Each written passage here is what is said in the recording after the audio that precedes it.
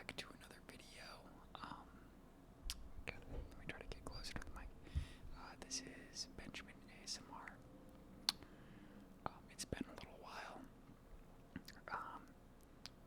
There's no real good excuse, but what I've been doing over the past few months, I guess, couple months, is just school. A lot of school, and then also work. I started my internship for the summer, which is just accounting, like, you know, regular accounting internship. I'm doing like a lot of invoicing,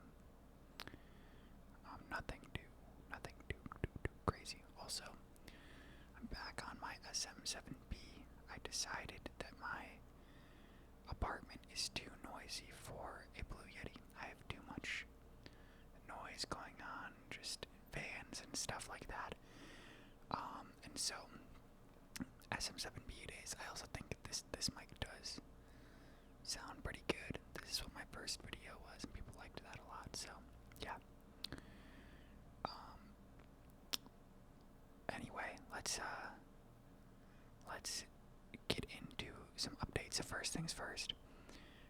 Someone mentioned you should do a cologne collection in a comment once a while back. And that video is coming up next. I didn't have very many colognes when you made that comment, and I still don't. But at the end of the semester, I got some more. I was like, I've got two colognes that are like very wintry, and then one summery one. But I've had it since high school, and I don't think it's probably not a bottle that I would pick up like today. And so I went to go get some new ones, and so that video is coming. But today's video, I'm going to be talking about, I don't know, life in general, some struggles, some wins, a little bit of everything, I guess. So, first off, let's start with a win, and because it kind of brings us into a struggle. Also, this will be the last video. No, there will probably be another video in this location. But I'm gonna be moving. Not really moving, but like this summer I'm gonna live at my parents' cabin because my internship I can work remote. So I'm gonna be living there, and then when I come back here, I'm just gonna be moving to a different apartment. Which I'm very excited for. This place is nice. Like my actual apartment is pretty nice. But for the rent that I'm paying, it doesn't have enough amenities. I can get lower rent, more square footage, and way better amenities at a few other places. So, I'm moving, basically. Which I've moved so many times in the past year. No, not year. The past few years, like at least once a year. And like the past 4 or 5 years, I've moved. Too much. So hopefully I'm in my next place for a year and a half to 2 years. But then I'll be finished with school, so who knows what's going on after that. Anyway, let's get into what I want to talk about, what I started the camera to record. So this past weekend I had, or not really weekend, but Sunday through Wednesday, I had the opportunity to go to a pretty cool event.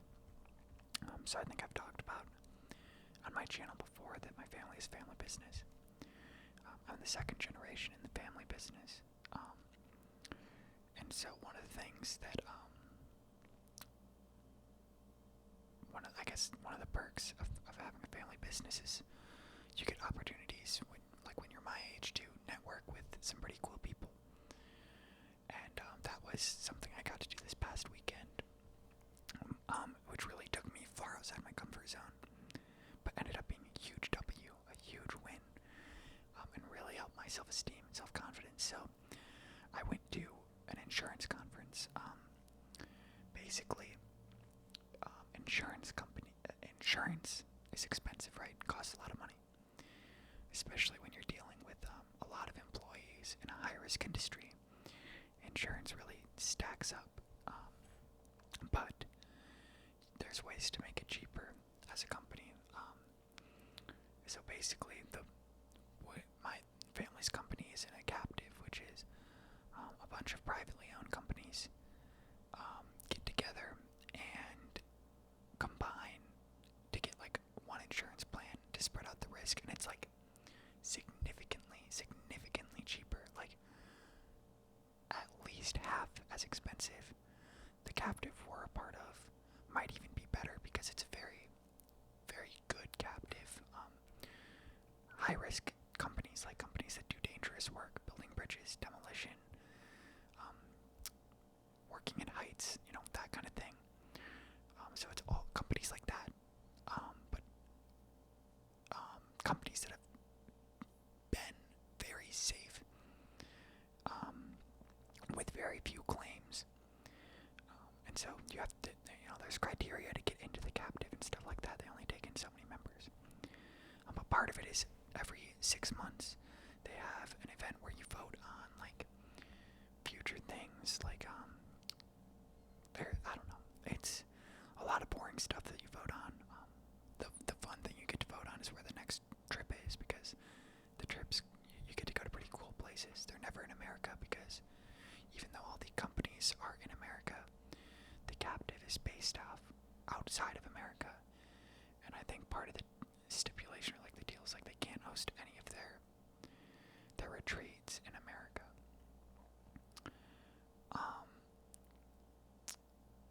So I got to go. This one was in Whistler, which no one in my family was really excited about, didn't want to go to. It's even among the people there, it's like, oh, this one wasn't, one of the good ones, but I wanted to go, not necessarily because of Whistler, even though I'll talk about how beautiful it was, but not because of Whistler, but because I wanted to get an internship at the parent company of the captive that we're in. So the company that has lots of insurance captives, including the one that my family's company is a part of.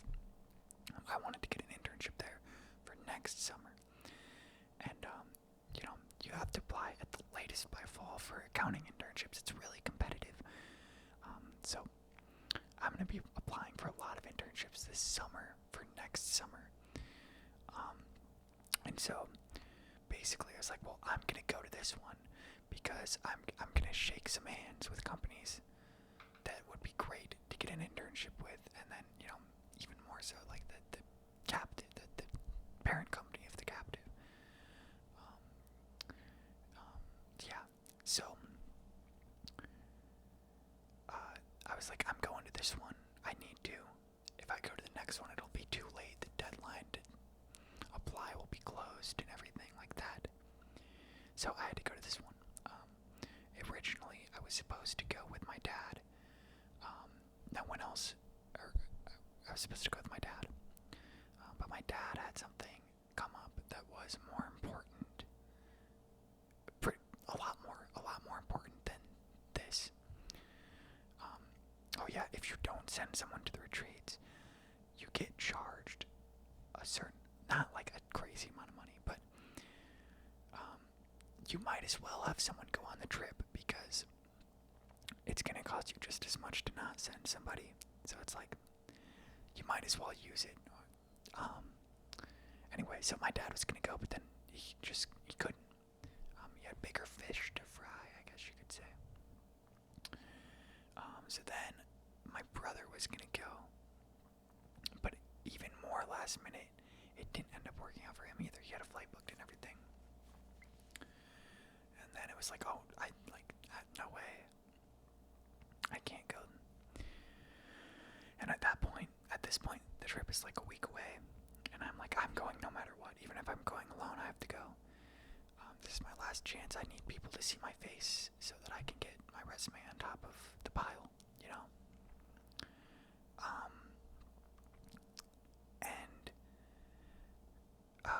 where was I? Yeah, so then I was like, okay, well, let me see if I can get a friend to go, but it's finals week for most people, and really last minute notice. So it didn't work out. Basically, I ended up just having to go alone. Now, I know that isn't like, maybe that's not too crazy, but most of the people at this thing are, like CEOs of large companies in their 50s and 60s, some in their 40s, I guess. But you know, a lot of really successful adults, which is like kind of intimidating to me. I'm 24, still in school, and certainly not a CEO of a company. So, but nonetheless, I went there. I went, got there, was, you know, very nervous. I was like, a lot of what goes on at this event is like receptions, cocktail parties, essentially. You get drunk, talk to people, network. And then there's a bunch of dinners. You go to a few dinners, which are all pretty good, really good food. I'll talk about my favorite dinner that I went to on this one later. And then there's like a day where you do something fun. Depends on where you are, what the thing is. There's always something like going on a brewery tour, going to a few different vineyards, you know, like a drinking activity. And then there's like, you could go golfing at a really nice golf course, or since we're in Whistler, hiking was an option. That's what I chose. And then a lot of people stay for a few more days, but I'm just in and out. I'm about to move, and I was alone, so I don't really want to stay for a couple more days, but a lot of time people will. Like last year in Portugal, I went to one, and we stayed in Europe for a few weeks. My family did. So yeah, I got there, and initially, right away I checked in. I went to the wrong hotel, tried to check in. Really embarrassing. I dropped my car up at the valet, and the valet's like, "Oh, you're at this hotel." And I'm like, "Yep, I'm for sure at this hotel." Go to check in, they're like, "You're not at this hotel. You're at the other one." There's a few people at the other one. Most people at the trip were at this one. A couple people were at another one. It was like a 4 or 5 minute walk away, and still a 5-star hotel. It actually had a Michelin distinction, which I'd never stayed at a hotel that had a Michelin star distinction. It had like 2 keys. I don't know if that doesn't really mean anything, in my opinion. Like, I've stayed at way nicer hotels that don't have a Michelin distinction, so. But yeah, it you know, nonetheless, it was still a really nice hotel, but really embarrassing. I had to walk back out to the valet after they brought my car back, and I was like, "Oh yeah, guess what? I'm not at this hotel," as it turns out. So, sorry about that. But yeah, went to the other one, checked in, and it was great. So I was super, super nervous. The first night I just stayed in, there wasn't anything going on. I could have gone to this thing, but I didn't. The second day, woke up. The hotel had.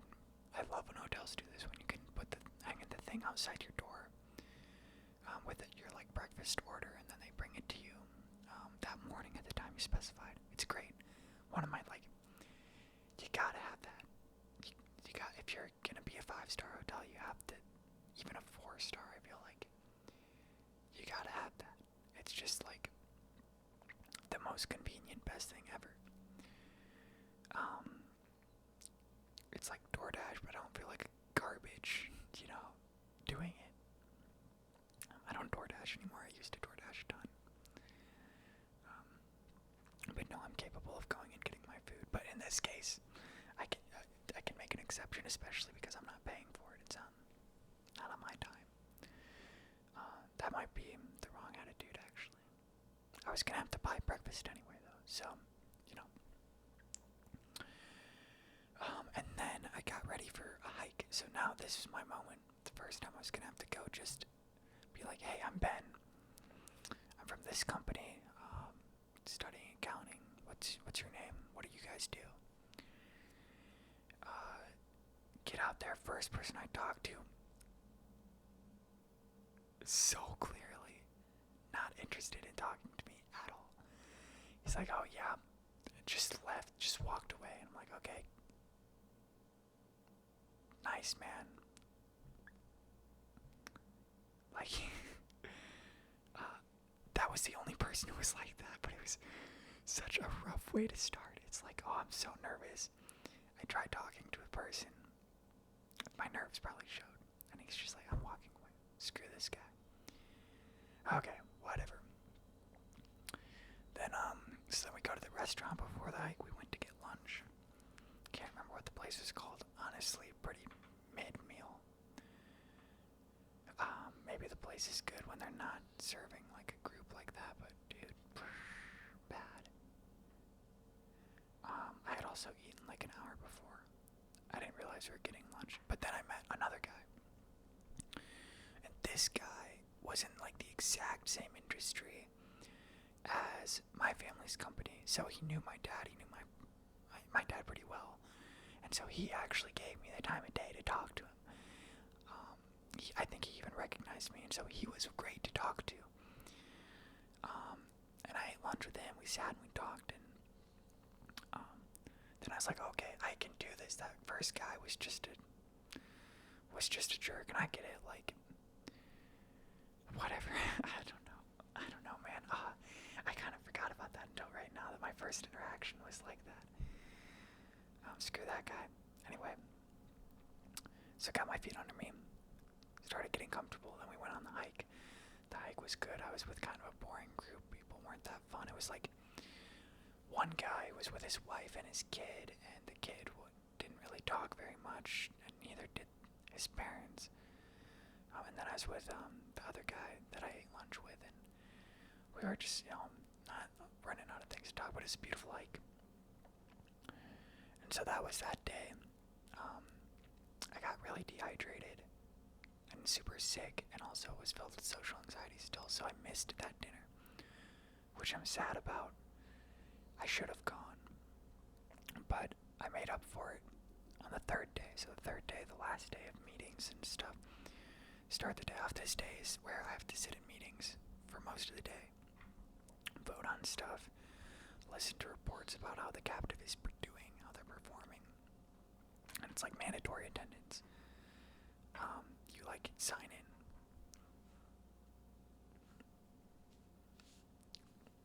Oh man. Yeah, you like sign in. But they were really interesting meetings. The first meeting, I'm trying to remember what they do in that one. It's like a general overview, I guess. Then the second meeting you choose, like, are you going to go to finance, risk control, or underwriting, which is like, so you're either going to go to a meeting about, this is like, these companies did not perform well, and you don't see their names. Everyone has a number, so you don't know who is who, but like, these companies aren't performing well. No one was on the chopping block this time. Like, everyone did pretty good, but there are a few companies that are like definitely on watch, and so it's like, our goal isn't just to ruthlessly cut. They're like, okay, you aren't performing well enough to stay in the captive. A lot of that meaning is like, well, how can we help these companies get up to par with the rest of us? So a lot of stuff about that. So yeah, that was the one I went to. Then there's finance. That's the one I meant to go to. I went to the wrong spot. It is what it is. And so basically the way that a captive works, the reason that why would you give half off insurance when you could charge full price? Well, the idea behind it is these companies join the captive, and then you pay in money. They invest that money and take a little bit off the top. You get lower insurance rates. Boom. Everybody's happy. Everyone makes money or saves money. And then, you really even make money. You get dividends paid out because they're investing their money and they're good at it. It's basically an investment firm, and insurance is like the marketing. That's how they get you in the door. It's a really cool business model that's like mutually beneficial for everybody. They're getting rich, and the companies that are already rich are saving money. Significant amounts of money. Yeah. So that's the finance portion. You see, how are the investments doing? What do we need to change? I wasn't there. I've never been to the finance meeting. I don't know exactly what it entails.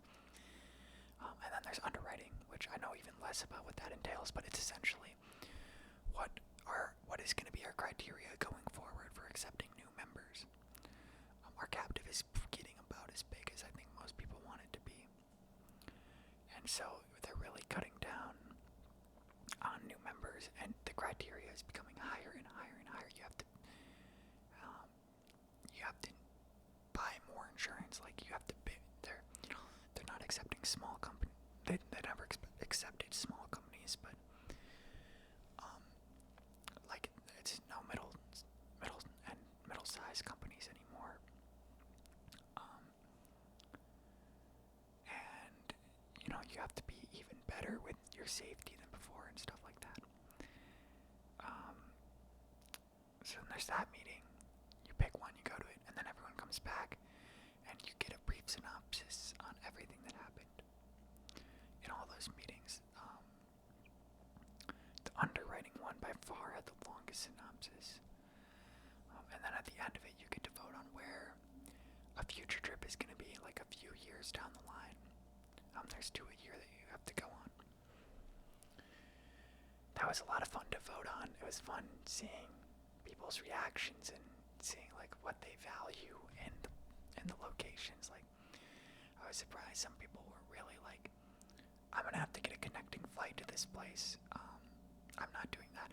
And I think people were really that way because to get to Whistler, you fly into Vancouver and then you drive, and it's like a 2-hour drive. You could get a helicopter. I definitely didn't. I don't think a lot of people did.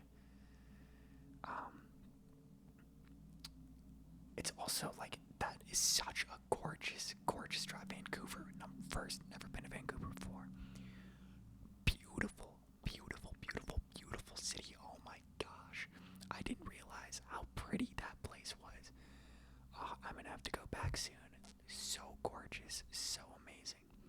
Then the drive from Vancouver to Whistler, probably the prettiest 2 hours I've ever spent. Well, okay. The first hour, a lot of city traffic, you can't see not like, a lot of the time I wasn't looking at like the prettiness of Vancouver. I was just stuck on a highway with traffic that wasn't moving. And overpasses blocking any good views. But Vancouver is beautiful, it's just that part wasn't.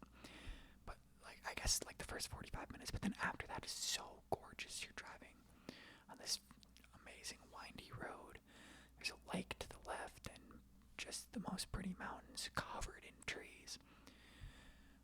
Spruce, pine, I don't know, I'm not a tree guy, but one of those types, So pretty, and then Whistler itself is really pretty too. So you could get a helicopter, but it's a pretty awesome drive, so why waste the money?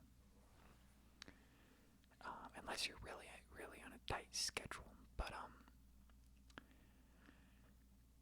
yeah. So, but that being said, people were not happy about having to drive. Cheer up, life is good. You're in a beautiful place. It's okay that you had to drive 2 hours, but they're like, I'm not doing no connecting flights. Or like one of the locations, like, well, they just built an airport nearby. Or you could fly into this one, and it's like a 50-minute drive, and they're like, no drive. No, they weren't angry like that. They were civilized, but it was like some people cast their vote because of that reason, right? And so that was fun. The place that I voted for ended up winning, which I was happy about. It was pretty close. Yeah, so that was that. And by this point, I was starting to get a little bit more confidence. At that meeting, I sat next to one of the executive team members, the guy who runs the underwriting part, because he's good friends with my dad, and this guy ended up being huge for me as later on. Amazing person, and just made me feel so welcome, and made me feel like, no, dude, you belong here. Don't doubt yourself. And he didn't have to say that. He just like treated me like everybody else. And then another guy came up to me right after, who my dad is friends with, who's another executive team member, which I was just like, okay, that I feel good. Like, I'm shaking good people people's hands. They're shaking mine. So then I went back to the hotel, got ready for the last reception and then dinner. Put on a banging suit. I don't know if I have a picture of it, but it's red. Really like what do you call that knitting? It's not like solid red. It's got a lot of. It's not like plaid either. But it's got stuff. It's got some texture. Not linen. It's really a winter suit, and it was cold in Canada, so it made sense. But I had that on. Brown loafers, the kind with the little dangly thing, swings around. Cream socks, white shirt. Beautiful, beautiful combination. Showed up to the event, went to the bar, got a sparkling water with lime. I don't drink. It'd be a lot easier if I did, and I thought about it, but I didn't. I didn't really consider it that long. Got my drink, and then I found the guy I sat next to, and I was nervous for about 2 sentences, and then the conversation just went, man. It just was. I represented myself well, exactly how I would want to. I represented my family well, the company well. I answered all the questions. It was like a really enjoyable conversation, not just with him, but a few other people. And the industry that my family's company in, even among this group of people, is like very interesting. Because no one really knows about it. But it's crucial to use it every day. But most people don't know about it, don't think about it. And it's dangerous and scary. Most people can't do it. But it's, I don't know, it's an interesting thing when you actually start talking about it. And so it just was amazing. It went amazing. And then I was like, oh yeah, I need to talk to so-and-so. I won't say her name. But she's the head of finance at the thing. I'm like, people have told me she's the one to get an internship with. You go talk to her. Found her, talked to her. Bang, killed it. I'm so proud of myself. I did such a good job. And she's like, yeah, we'll get your resume right on top, man. People in the captive definitely get priority. And so I cross my fingers. I have to apply, and I have to I have to get the job. But I've got a big leg up, and so I think I've hopefully got my internship for next summer, which is great. I'm going to be working in a really big city if I get it. A city I would love to live in. I've even got some friends there, and it would just be, that's the internship right now that I want most, but there's a lot more that I've got to look into and apply for. Gotta apply to a ton, man. I'm not messing around at this point in my life. I'm 24, I'm still in school. A couple of years behind, I gotta, I'm all in at this point. Treating it like a job. I'm not, just here to get a degree. And especially in accounting, that internship that you get is probably your job, your first job. I could work at my family's company, and that is a great blessing because the first job in accounting is so hard, and once you break that barrier, then you can get into the next thing. But I want to be a public accounting. My family's company is private. It's a private accounting. It's not accounting, but it's a private company.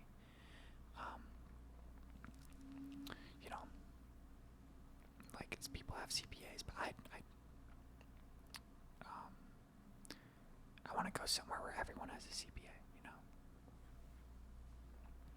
I want to have a CPA. By the way, that's a goal. I want to get my CPA. I want to be a certified public accountant. I'm always confused about like you are a CPA, but I'm trying to get my CPA. I don't know, man. I'm trying to get my certified public accountant. That doesn't make sense, but I've definitely heard people say that before. I'm trying to become a CPA. That makes sense. I don't know. Whatever. So, boom, killed it, bro. I was so nervous. So nervous beforehand. And I just did really well. And I don't mean to just toot my own horn, but I struggled with self-confidence a lot. And this was such a huge booster for me, man. But then we went to dinner, and the guy who I sat next to at that meeting, and his wife, such wonderful people, man. Such wonderful people. Like, I love them a lot. My family was friends with them, but my parents were beforehand, and I had met them once, but I got to know them super well on this trip, and it was a wonderful night. I talked to a couple other ladies at dinner, and one of them was like, you're really impressive. You're super young here with all these people. I wouldn't have been able to do that at your age. I would have been super scared. And I was like, believe me, I'm terrified. And she's like, well, you don't show it. And so, boom, another just big self-esteem boost for me. But yeah, so that trip went amazing. I left feeling so good, and I still feel really good about it right now. Just dude, if I can do that, I can do anything, If I can hold my own there with these big important people, then I can hold my own anywhere, man. And I'm excited for the future trips. Before I was always nervous for the dinners and stuff, but now I'm like, dude, no, they're fun.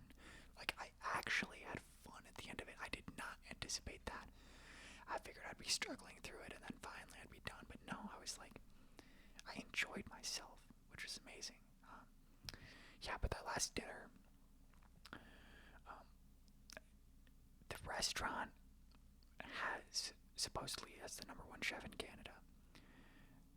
I must not have ordered the right things. I got sable fish and beet salad. I might just not like beets, but the beet salad wasn't that good. The sable fish was also not that good.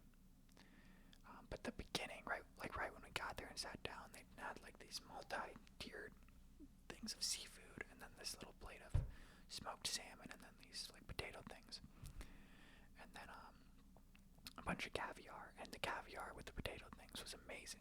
That tasted great. I was like, that was like the highlight of the meal for me, honestly. I ate a lot of that, and it made me not as hungry. But then, I guess I don't like beets. I should have gotten something else. And then the sable fish. I never tried sable fish. And Bon Iver just released Sable Fable, the album. And I'm realizing he was holding a salmon, not a sable fish in that rollout. But anyway, that is what led me to choose that over. I think the other option was Wagyu. There were only a couple because it was a large group thing. You don't get the full menu. But then the dessert was really good. I can't remember what it was. It was like a lava cake. No, it wasn't a lava cake. Chocolate something. It was like a chocolate cake with the best vanilla ice cream I've ever had. I didn't know vanilla ice cream could be that good. And then, how those nice restaurants, like after dessert, you have that extra little dessert of just like little chocolates or candy things. Like house-made candies. And there's some really good stuff in that. I had this like mango. It was on like a lollipop stick, but it wasn't. You wouldn't suck on it. And the outer shell was just fantastic and great mango flavor in the middle. And I don't normally like mango flavored stuff, so that was super good. Yes, that was at dinner. But anyway, and then we walked home. You didn't have to walk home. You could they had shuttles, but it wasn't that far of a walk. It was wonderful. Walking with the friends I had just made that were like, double my age, but they were great. I really liked all of the people I got to be with on that. It was like, I was sad when it was over, which is crazy. I wouldn't have expected that. I didn't think that was gonna happen going in. But yeah, so that brings me to the next topic, which is self-confidence. I certainly, a year ago, lacked maybe all-time low self-confidence-wise. I don't know if I was quite all-time low, but close to it. At least at that point, I had one win. I'd gotten sober. I was in the stage, though, of sobriety where you kind of get depressed and regress, but I didn't regress all the way back to using substances again. But my self-confidence was super low, and I think, I've told my story before. I messed around after high school and did stupid stuff, smoked weed a bunch, dropped out of school, COVID year. I might add 2020.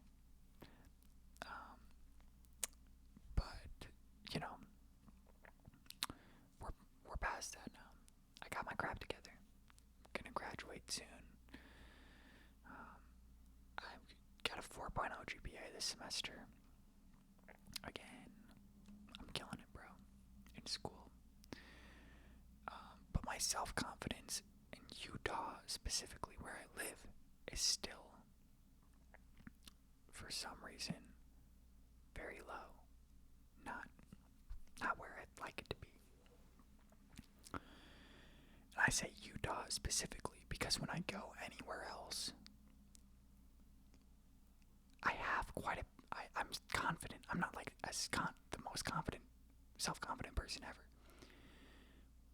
But I don't have nearly as much like social anxiety and stuff like that as I do here in Utah. So I talked to my parents about that. I was like, hey, well, at that trip, I was more confident in myself among these people than I am among like students here at school, man. And I think, it's not like I had connections at that group either. I mean, I did. There are people I knew, but there's like technically people I know. In Utah, I have one person that I hang out with from wilderness therapy. But generally, I don't have any friends here. Any good friends? I have one friend from wilderness therapy, but we don't hang out that much. And I think that's probably something to do with it. But yeah, man, it's weird. Like when I go home,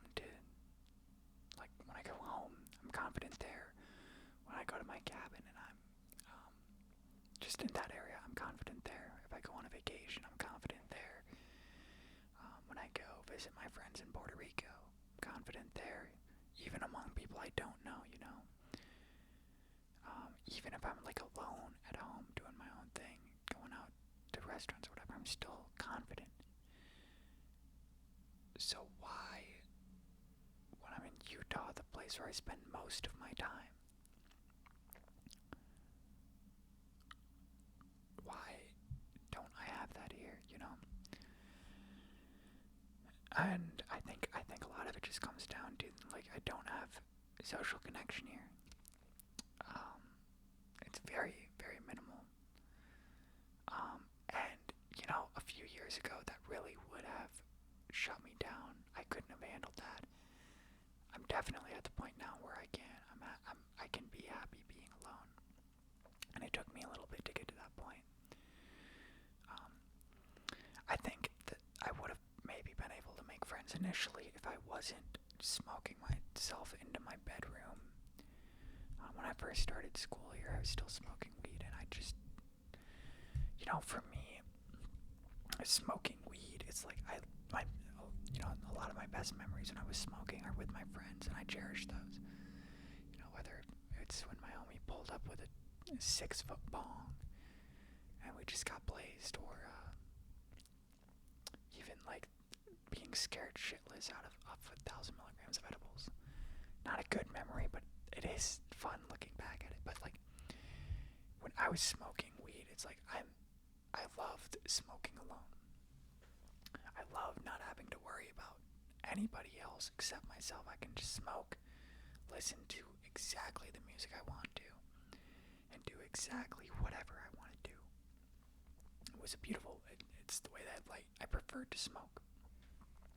And so, why does that matter? What part of the story? I mean, I guess, yeah, that coincides with the isolation, I guess, of my first semester here. And that carried over into the second semester as well.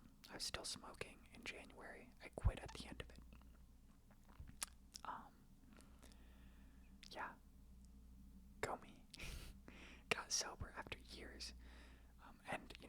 past few months, like, sometimes I'll be driving, and I'll be driving home, and I'll be like, holy crap, I'm not going home to just get high as hell.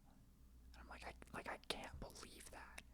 It's actually crazy to me that I did it, because there were so many years where I just thought I was stuck like that forever. You know, I was just bound to be a stoner, which I never wanted to be. But anyway, so I show up to Utah, not being who I want to be, isolating myself, and I think that that's just carried over. Now I'm like, oh, I'm a sophomore. People are gonna think it's weird that I don't have any friends, or not a sophomore. I'm like a junior-ish. I switched to accounting. I don't know exactly where I stand. I might have 2 years left. I might have a year and a half. But yeah, I'm like, I should have had friends by now. People are gonna think I'm weird because I don't have any friends here. And I need to just ditch that attitude, man. I think that's a big part of my problem. But you know, this event that I just went to showed me, no, you do have self-confidence. But as soon as I got back to Utah, I felt that social anxiety again.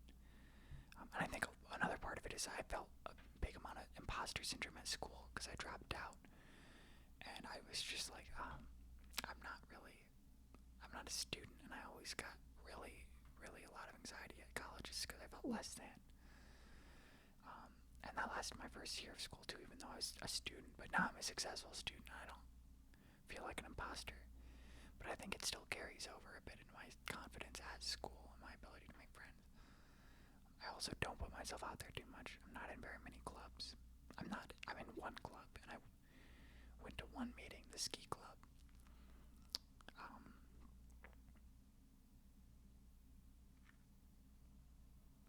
But I think this most recent event just taught me, like, you know, initially, you're not going to have the conversations that you have with your good friends. That's not how relationships work.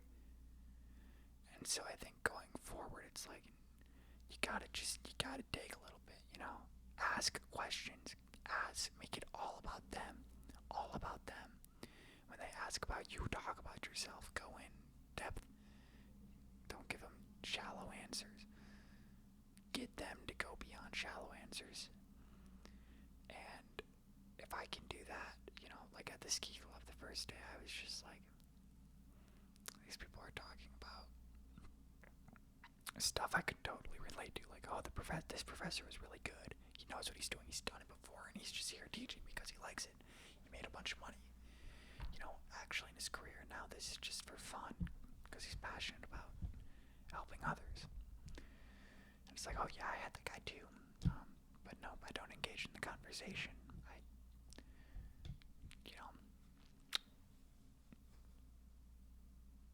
Here we are. But I don't want to be negative because I had an amazing, amazing, amazing kind of weekend in the middle of the week. That proved to me that I'm capable of being the person that I want to be, and I was the person I want to be there. And now I can carry that with me. And so, you know, beyond just the internship, I proved something to myself at this thing. And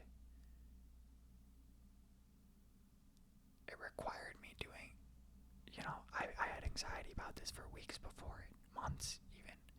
A month even. And that was when someone was going with me, right? Before I knew I was going alone. And I made it, man. I made it out. And I'm a better person now because of it. I made it out. Oh, he made it out the corporate. He made it out the nepotism. No. I shouldn't say I made it out, but I proved something to myself. And I know I'm capable of success now. And I know I'm capable of, I realized that I have self-confidence.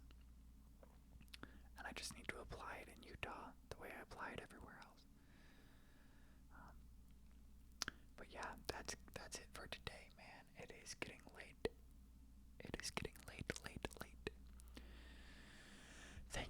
watching more videos coming. Definitely a cologne collection. It's not big, but I can make at least 20 minutes, which is my benchmark. I haven't even really ever made a video that close to 20 minutes, I don't think. Always quite a bit over. When I watch ASMR, I want it to be long, so even if that means a little bit of rambling. But yeah, the cologne video, oh my gosh, it smells so good. It's been like 14 hours since I put it on.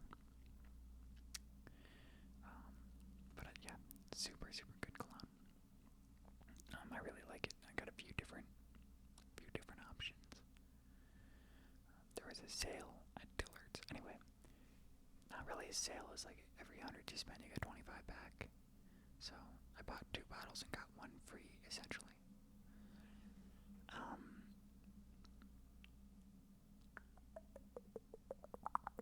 Yeah, I'm moving soon. Like in 5 days soon. Not bringing all of my stuff, but bringing a decent amount of it. And then I move back like 2 months later into a new place. It's got a pool. It's got a golf simulator. It's got a basketball court indoor. It's got like a game room with a bunch of arcade games and like foosball, pool, ping pong. Really nice hot tub, like a spa type of lounge area where you can play in the pool but not be drowning. It's got a podcast studio with really nice microphones. I was really shocked by that. I'm definitely gonna make some ASMR videos in that podcast studio. I can't remember what the microphones were, but they're really nice microphones. So that's pretty cool. Fire pits. Like 100 more square feet than I've got now. Bigger windows. Better layout. Less kitchen, more living room. My current apartment is a lot of kitchen, very little living room. And so because of that, my living room is my music studio. I don't have space for like a coffee table or anything like that. I should have space for a coffee table. I don't want my living room to be my music studio at the next apartment. I want it to be a little bit of a separate area. I might do 2-bedroom. I can't sign the lease until 60 days before. But a 2-bedroom is what I'm thinking, so that I can have 2 separate spaces for my music and my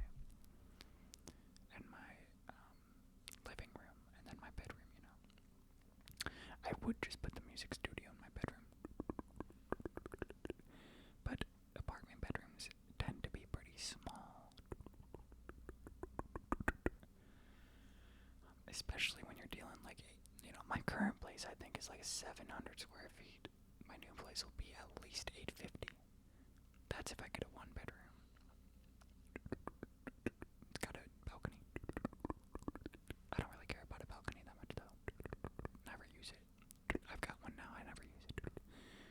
I mainly wanted it because the windows are bigger. If you have a balcony, as in you just have a sliding door as your window. And it's covered up by keyboards. I'm not doing that again. My bedroom door is covered up by keyboards too. Well, a DJ board and a keyboard. But it has another entrance to the bathroom, so that's how I get in.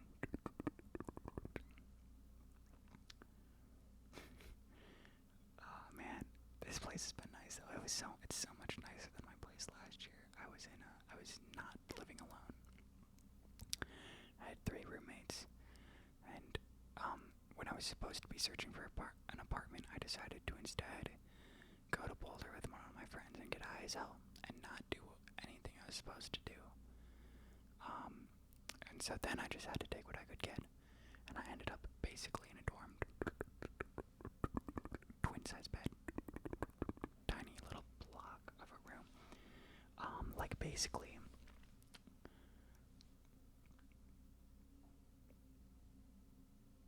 about as much space as I have in this living room if you cut off about 1/3 of it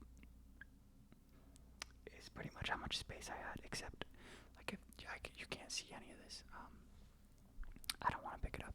There's a couch. If you made the couch higher up so that you could put stuff under it, then boom, you've basically got my bedroom. Although I'm realizing I didn't have 2 keyboard stands. I did not have space for that. That room was so jam-packed, bro.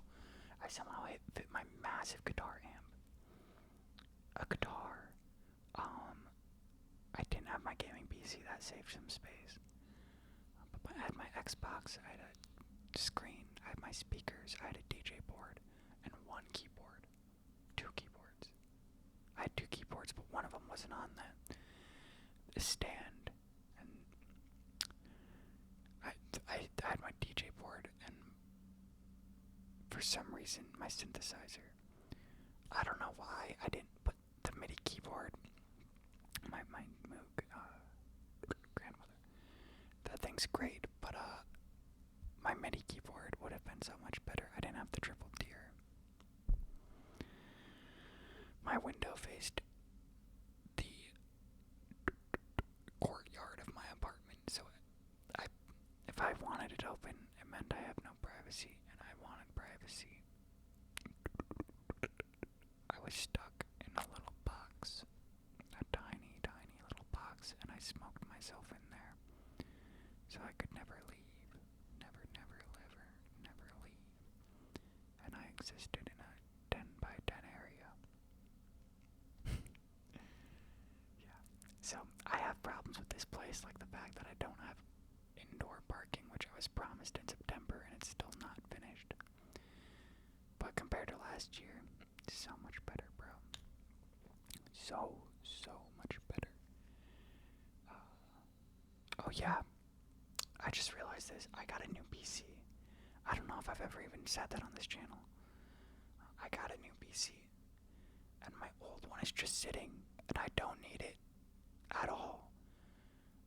So if you pay for shipping, I'll send you a PC. It's got a GTX GTX 1080. So not, a pretty high-end GTX as they go, the second highest that exists. But it's old. I can't remember the processor. I think it's got 16 gigabytes of DDR3 RAM. It's not it's not the best PC ever. It takes a long time to start up, but you can play games on it. If you don't have a PC and you want one, this one will get you started. Leave a comment or shoot me a DM if you want it.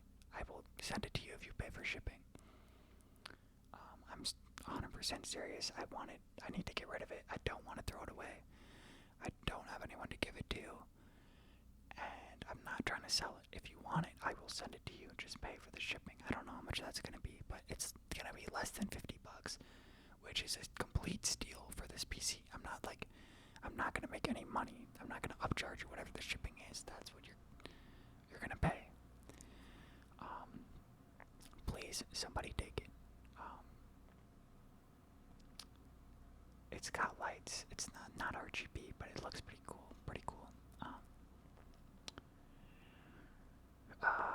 I can throw in a keyboard and a mouse too, actually, because my current PC, my new PC came with a keyboard and a mouse that I'm never going to use. You can have a keyboard and mouse with it. So you only need to buy an HDMI cord or a video, whatever the other type of cord is called. DisplayPort. I don't know. So you'd either only have to buy that. You only have to buy that and a monitor, which you don't need to get a 4K 144 Hz monitor. Rock 60 FPS 1440p, man. It'll be like $100. Just make sure it's low latency, which that isn't hard to find. Everything's low latency. TVs are low latency these days. So if you want to get it, like, you'll be able to get into PC gaming for like $100 if you want it. And again, I'm not making money. I want to get rid of it, whatever price of shipping is. That's all I want from you. You can have it. You can have it after that.